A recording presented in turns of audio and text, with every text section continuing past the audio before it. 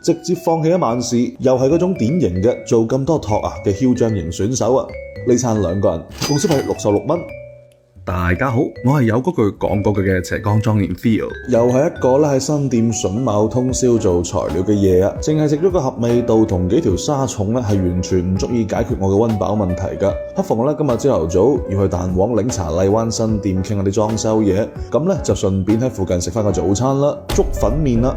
據說咧，最初呢間店咧就只有咁樣一個細細嘅門面嘅啫，後尾咧越做越大，仲打通埋隔離店嘅店面。咁喺荔灣賣20幾蚊一碗嘅牛腩麵，而且咧仲有咁多老西關幫襯，我估咧應該係有啲料到噶。牛腩拼牛筋，最開始咧我就係俾呢一陣炆牛腩嘅味道吸引嘅，聞起身嘅味道咧就好廣府啦，有桂皮八角嘅辛香，都有柱侯醬嘅渾厚。牛腩咧基本都係切成大方塊嘅，食起身你一定爽感。不過咧仲係偏乾咗少少，有啲鞋會黐牙嘅，底味咧都幾透嘅，柱侯醬嘅味道非常明顯。相比之下咧，我更加中意牛筋。麵糯軟滑嘅口感，但咧又唔至於起膠黐嘴嘅，滲得我心。燉煮得咧非常之入味啊！我強烈推薦啦。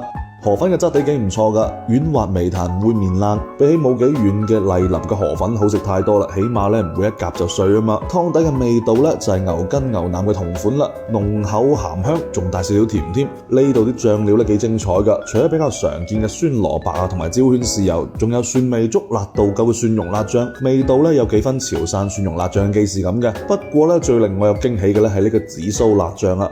辣度同蒜味咧都比頭先嘅蒜蓉辣醬輕輕低翻少少，紫蘇嘅風味咧十分霸道嘅，同湯底入邊嘅腩汁辛香咧有住唔錯嘅呼應啊！我強烈推薦啦！墨魚丸拼牛肚，啲丸咧就冇乜驚喜啦，相當普通。不過咧牛肚係我中意嘅口感啊，燉住得咧酥軟入味。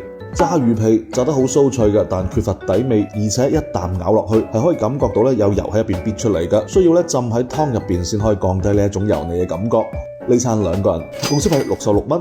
有一句講句，從我坐低到離開嘅呢大半個鐘頭入邊咧，店內嘅食客咧已經換咗好幾波噶啦，可以講咧係相當火爆，而且十分驕傲嘅係咧，呢間係一間淨係開早上7點到下晝3點半嘅鋪頭，直接放棄一晚市，又係嗰種典型嘅做咁多托嘅囂張型選手啊，就衝住呢個牛筋牛肚同埋紫蘇辣醬，估計咧以後蛋黃檸茶新店開咗之後，我喺附近諗唔到食乜咧，就會嚟幫襯佢啦。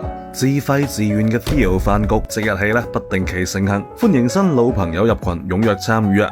繼續同我一齊飲飲食食，人生積極，好嗎？